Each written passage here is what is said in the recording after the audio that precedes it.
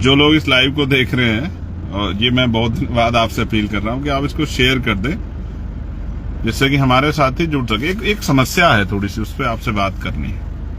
भारतीय राजनीति कितनी कठोर इसका चेहरा है, उस पर आपसे थोड़ी सी बात करनी है।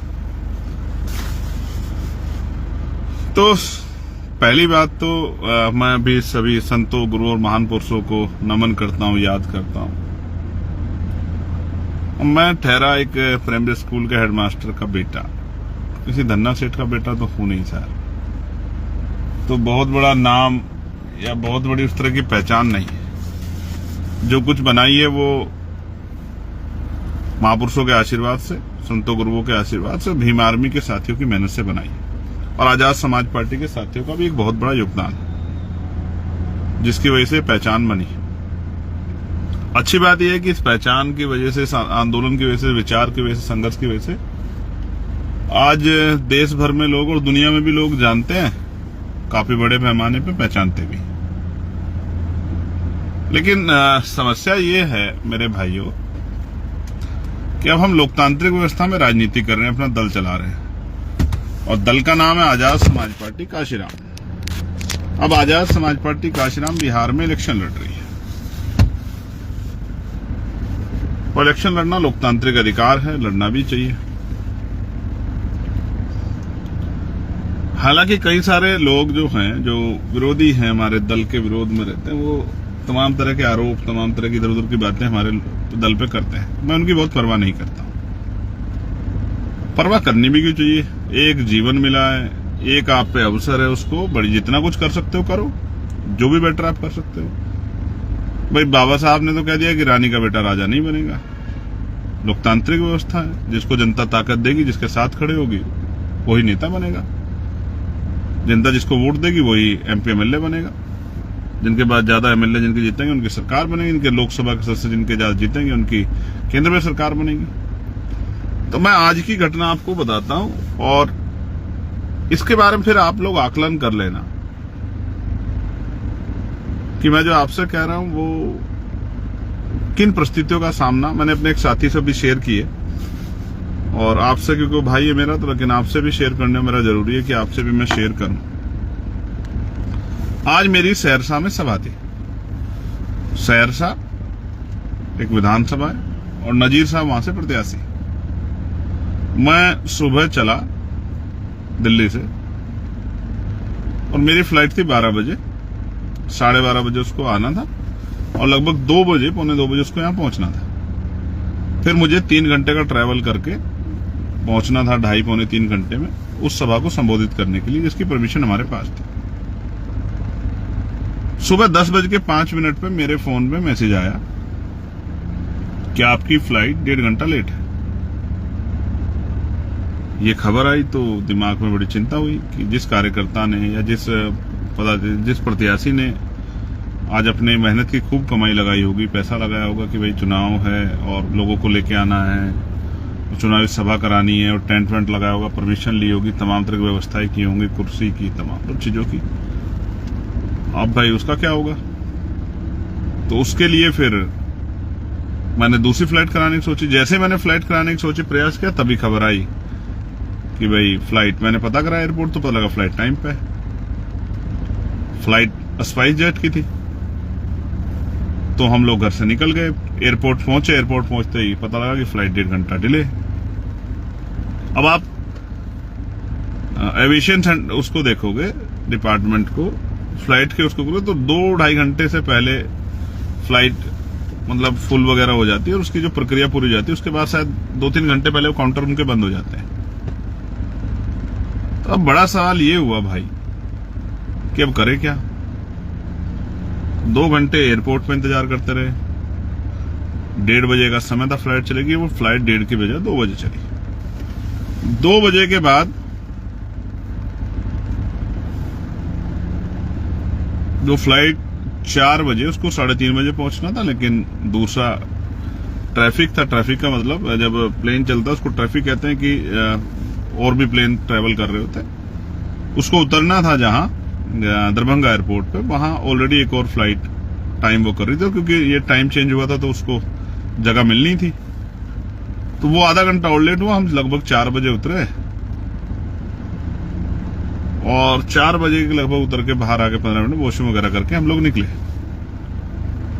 अब सभा स्थल है, क्योंकि सड़क है, 150 किलोमीटर जाना है, 3 घंटे 3.5 घंटे का रास्ता है। वैसे तो हम पे विरोधियों का कहना है कि बहुत सरकार की बड़ी कृपा है, लेकिन एक सिंगल पुलिस का कांस्टेबल भी हमें सरकार ने यहाँ दिया नहीं। इलेक्शन कमिश्नर ने दिया एप्लीकेशन करने के बाद। ठीक है यार, नहीं देते उनकी मर्जी है भाई। अब अपना जीवन तो एक बार जानते हो, एक दिन जानी है, तो उसकी काहे की ज्यादा परवाह करनी। तो हम लोग उसकी चिंता नहीं कर रहे, लेकिन मैं आपको बता रहा हूं कि कृपा मेरे ऊपर ज्यादा, मेरे विरोधी इस बात को कहते हैं। अब क्या है कि हम लोग निकले तो जाम और तमाम तरह की चीजें, और टोल टैक्स पे भी इस तरह की समस्या आती है। लेकिन बेसिक समझाने का कारण यह है कि सोचो हम लोग निकले हैं और परमिशन का एक टाइमिंग है, इस समय से इस समय तक परमिशन होगी, और फिर लोग दूर से आते हैं जाते भी है, सर्दी का समय और बारिश का मौसम है।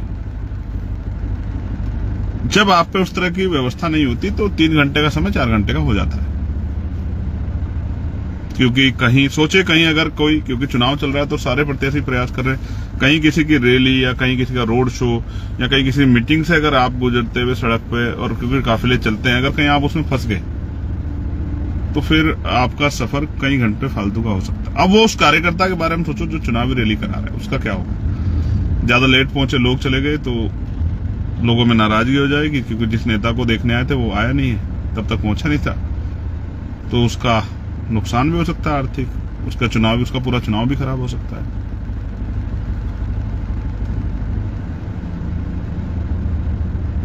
अब हम जब निकले तो 2-2.5 घंटे का सफर करके फिर पता लगा कि पुलिस ने और इलेक्शन कमीशन के जो लोग हैं उन्होंने कहा कि अब आप सभा नहीं कर सकते हो, परमिशन का समय ज्यादा हो गया। तो फोन पे ही समझाना पड़ा लोगों को, और फिर अब वहां से वापस हम लोग मुजफ्फरपुर के लिए जाने से पहले रुक गए, मतलब जहां में दूसरी जगह जाना है। लेकिन अब सवाल ये है, जो लोग कहते हैं मेरे ऊपर बहुत सारी कृपा है, मेरे ऊपर कृपा तो है, लेकिन वो कमजोर हक वंचित समाज की, मेरे समाज की, दलित पिछड़े मुस्लिम समाज की, मेरी माओ बहनों की, मेरे बड़े बुजुर्गों के अभिभावकों की, और हमारे महापुरुषों की तो है। इस बात को तो मैं मानता हूं, वरना तो जिंदा कैसे रहता। अब इस कृपा वाले व्यक्ति के बारे में आप इतना जानिए कि जब मैं अपनी पार्टी के प्रत्याशियों से कहूंगा कि यार चुनाव 5 साल में एक बार आता है और इस तरह की सिचुएशन ना हो, क्योंकि सब जगह आप देखना कि दूसरी पार्टी के लोग भी काम करते हैं, तो भाई आप लोग किसी बड़े साधन की व्यवस्था कर लो कि एक दिन में 2-3 सभा हो जाए। कहां दौड़ा जा सकता है, 250-250 किलोमीटर का, सड़कें की हालत बहुत अच्छी नहीं है। तो जो लोग विरोधी आरोप लगाते हैं वो कहेंगे देखिए चंद्रशेखर हेलीकॉप्टर से घूम रहे हैं। अब जो लोग चुनाव लड़ रहे हैं, लाखों रुपए खर्च कर रहे हैं, तो वो 3-4 लोग मिलकर हेलीकॉप्टर कर सकते हैं। ऐसा हमारा प्रयास भी रहेगा। लेकिन सवाल ये है कि जहां मैं अभी खड़ा हूं, जहां रुक के मैं लाइव कर रहा हूं, बिहार का जो के हालात हैं, आपने खुद देखा होगा कि बिहार में किस तरह गोली और तमाम तरह की चीजें हो रही, और मैं वो शख्स हूं जिसके ऊपर गोली ऑलरेडी चली। और आपकी जानकारी के लिए मैं बता दूं कि भाई यहां मेरे पास कोई सुरक्षा व्यवस्था नहीं है, क्योंकि सुरक्षा काम होता है सरकार का, और इलेक्शन में इलेक्शन कमिश्नर और तमाम जो यहाँ की वो होती है एजेंसियां, वो इस काम को करती है। तो केंद्र की सरकार को लगता है, जबकि ये हम लोग वैचारिक लड़ाई लड़ रहे हैं और मैं एक वैचारिक व्यक्ति हूं, कि उनका मानना है, उन्होंने मुझे Y+ सुरक्षा भी दी है, तो वो उत्तर प्रदेश में और वो हरियाणा में और जम्मू कश्मीर में। तो केंद्र की हमारी सरकार को लगता है और एजेंसी को कि दिल्ली में या बिहार में या देश के और राज्यों में मुझे खतरा नहीं, ये उनकी सोच है, इसलिए उन्होंने और कहीं मुझे सुरक्षा प्रोवाइड करवाई नहीं। तो मैं सोचता हूं एक आदमी को कितनी परेशानियों से गुजरना पड़ता है।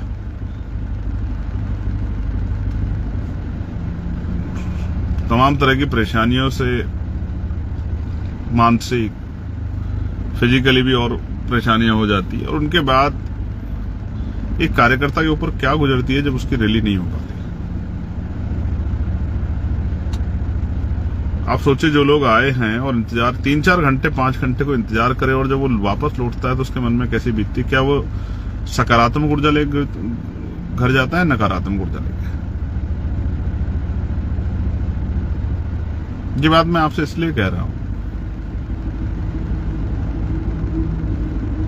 कि यार राजनीति बिना साधन के बहुत मुश्किल काम है, और जिन वर्गों की मैं राजनीति करता हूं आर्थिक रूप से बड़े कमजोर हैं। मेरे ऊपर आरोप लगाना आसान है, लेकिन मेरे जितना काम करना वो बहुत कठिन है। मेरी तरह जान को दांव पे लगाना वो बहुत कठिन है।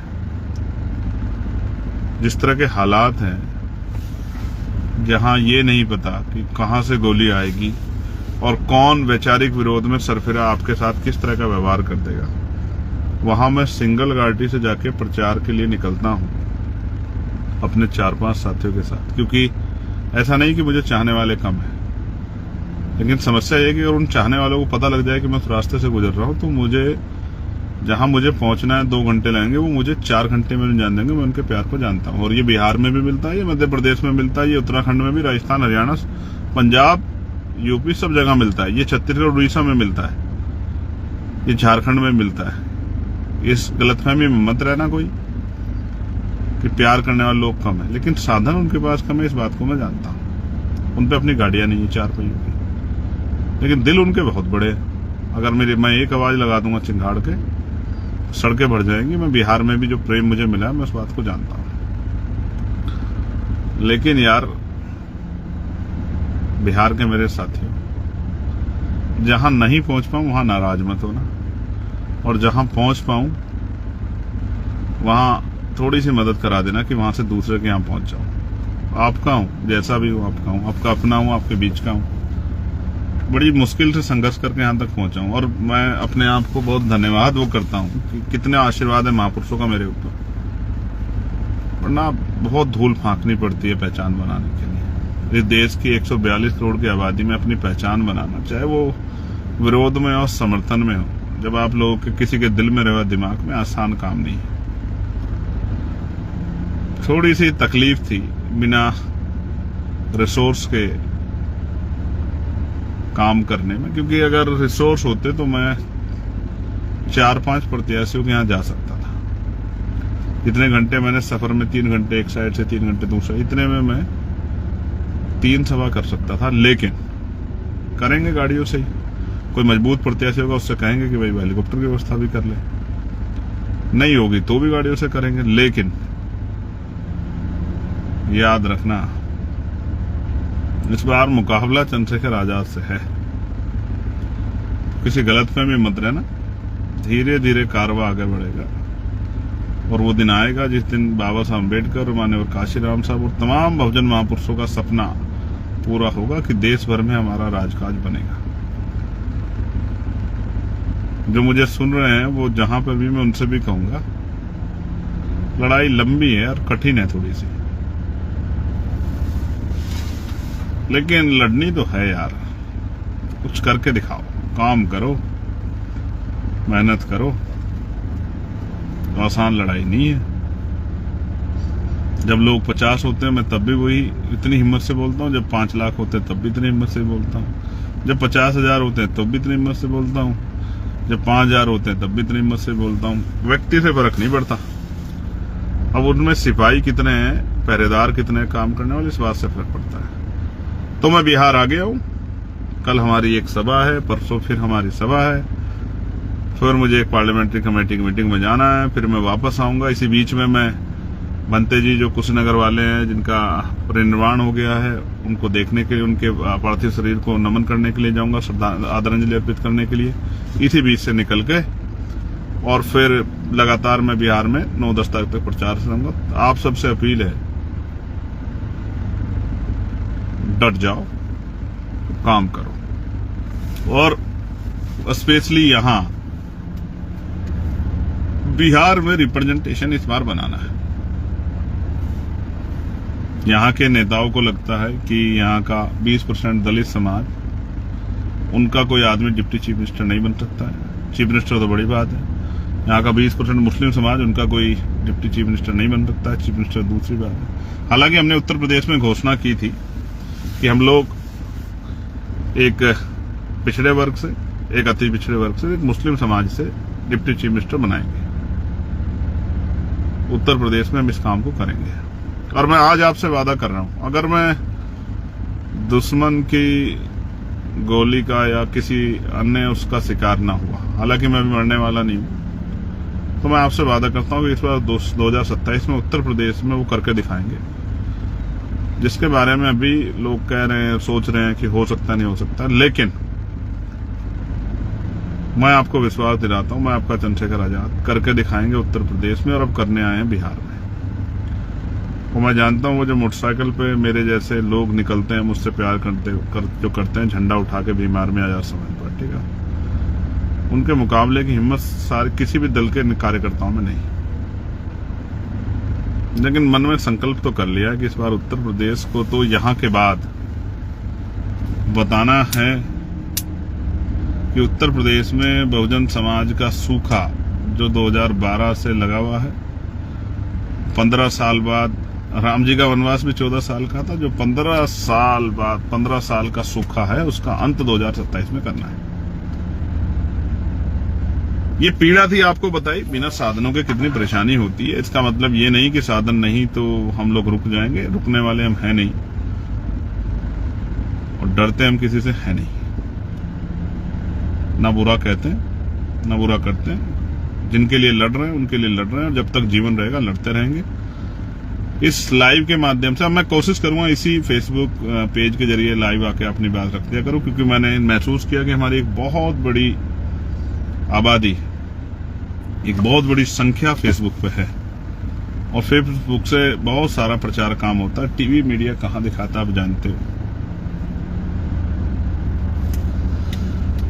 आरोप तो दिखाता है, लेकिन साजिश पे जब प्रहार होता है तब नहीं दिखाता। मीडिया को आप जानते हो, मीडिया कैसा है।